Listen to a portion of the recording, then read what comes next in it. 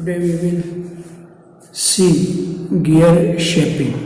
You can see in this figure, this is the setup or construction of gear shaping machine, in which there is a head is provided and this cutter mounted on the vertical arbor, this gear blank work table base of the machine. The main drive is provided at the top of rear head. Cutter is mounted on vertical arbor and it can be reciprocated vertically as well as rotates about its axis. The cutter mounted means can rotate as well as reciprocates up and down.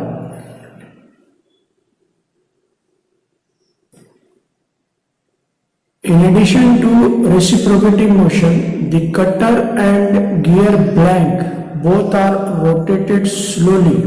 This gear blank rotates, this cutter rotates slowly and uniformly about their own axis, means both are rotating about vertical axis, and the relative speed of rotation of cutter and the gear is adjusted by providing gear train to the spindle.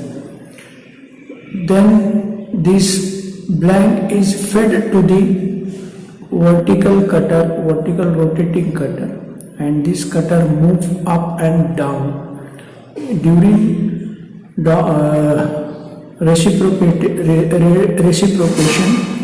In downward stroke it cuts the teeth, and in upward stroke there is no cutting process like shaper machine.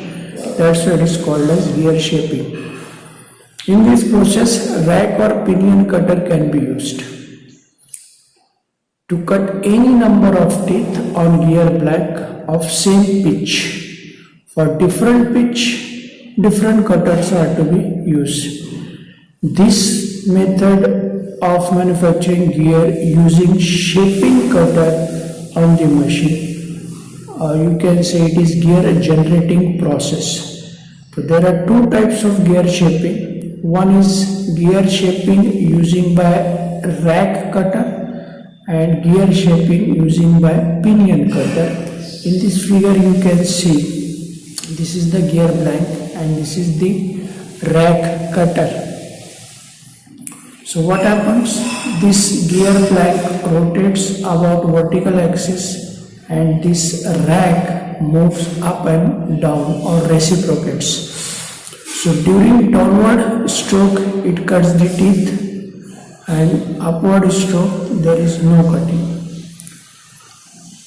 So this rack type cutter and this gear blank rotates and rack cutters move up and down, and feed gives radially to the cutter, means this move towards the cutter, and during downward stroke it cuts the teeth, and in upward stroke there is a return stroke like shaping machine. Then you can see, or as I have told you, cutter reciprocates up and down motion. Linear motion of cutter and angular linear motion of gear teeth is generated on the gear blank. Means rotation of the blank and reciprocation of the rack is so synchronized. And the main disadvantage in rack and pinion rack generating method is, once the rack, the complete utilization of teeth on the rack, you have to reset the cutter to its original position, or the cutting method to be stopped Once the full length of cutter is utilized, the cutting operation required to be stopped. The rack have to be brought to its initial position. The blank is to be indexed next and next cut started as usual. That is the main limitation of rack shaping or gear shaping by using rack cutter. Then gear shaping by pinion cutter, you can see in the figure. This is the blank and this is the pinion cutter. In this blank rotates and cutter reciprocates as well as rotates.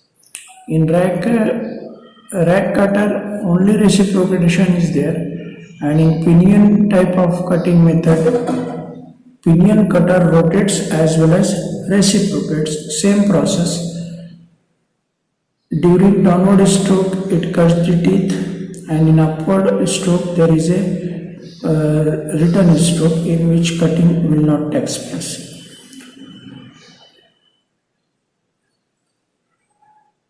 In this method, pinion cutter have form similar to gear to be produced. The pinion reciprocates along the vertical plane, while reciprocating rotates about its own axis or vertical axis. The gear blank is mounted on the vertical shaft and rotates about vertical axis. The linear speed of cutter and pinion is the same, uniform, very slowly. Means this rotates and this also rotates, and both rotations are so synchronized. The cutter reciprocates rapidly up and down and removes during downward stroke only. During the process, cutter fed initially to the gear blank often require tooth depth, means feeding of the gear blank to the cutter is radially, means in this direction. Now the use of pinion makes the process continuous. Obviously the rate of production will be high. Now we will see advantages of gear shaping. So what are the advantages? The first advantage is only one cutter is required for cutting any number of teeth of same pitch. Second advantage is obviously it is faster process, and if it is faster process, the rate of production will be high, and most accurate teeth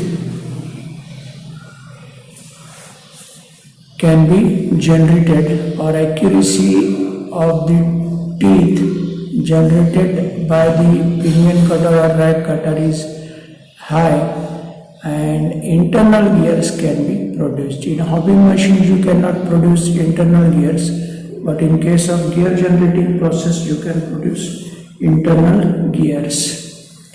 And what are the disadvantages of gear shaping? So internal gear cannot be produced by rack shaped cutter. Pinion shaped cutter you can produce internal gears, but if you are using rack cutter for gear generation, so you cannot produce internal gears. And rate of production is low as compared to hobbing machine.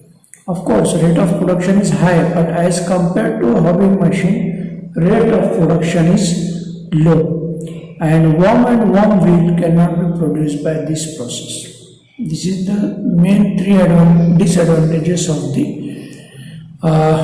gear generating process. Now in examination, question may be asked, what is the difference between hobbing and shaping process? So gear shaping, it is the generating process where the shaper is virtually a gear provided which cutting edges the gear tooth space is formed by one completing another tooth, such as any error of cutter is reproduced in gear profile. And gear hopping is a continuous process. Means continuously cutting takes place till the gear tooth obtained on the gear blank. In this gear shaping, only forward stroke, or you can say downward stroke cutting takes place, and in return stroke there is no cutting. Gear shaping is not a versatile process.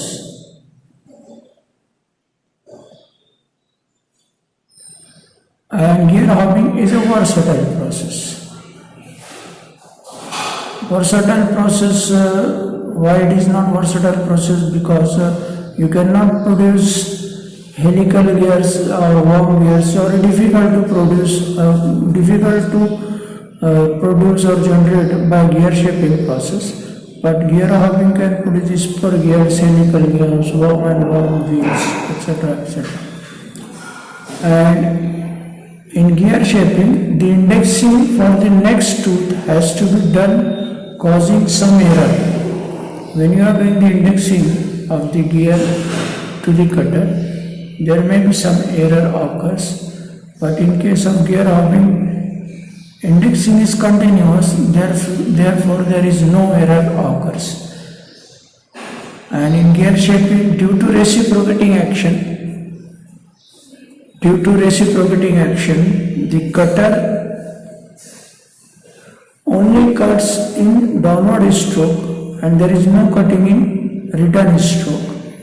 So you can say this is the waste of time. But in gear hopping, continuously gear cutting or gear generating takes place. And the gear shaping are most suitable for generating internal gears, and gear hopping not possible to produce internal gears, but it can produce other gears very fastly or rapidly. So these are the gear generating process. We have seen that gear shaping, gear generating by rack and pinion cutter, and we have done, or we saw the difference between gear hopping and gear shaping process. In next lecture, we will see gear finishing methods. Gear finishing method means how the gear teeth are smooth for proper functioning while gears are used in gearbox or power transmission processes. Okay.